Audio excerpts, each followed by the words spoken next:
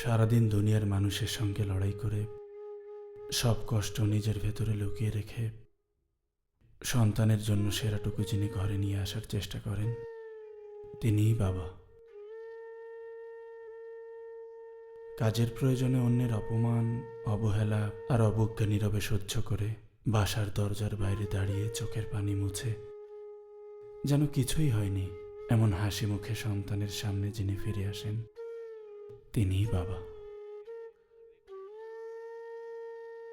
ঘরে একদিন মুরগির মাংস রান্না হলে রান দুটো সন্তানের প্লেটে তুলে দিয়ে সারা জীবন নিজের পছন্দের অংশটুকু চুপচাপ ছেড়ে দিতে যিনি শিখে যান, তিনিই বাবা।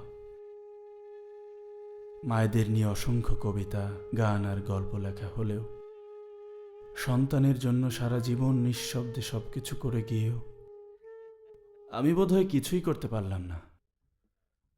এই আফসোস বুকে নিয়েই যিনি একদিন পৃথিবী ছেড়ে চলে যান, তিনিই বাবা।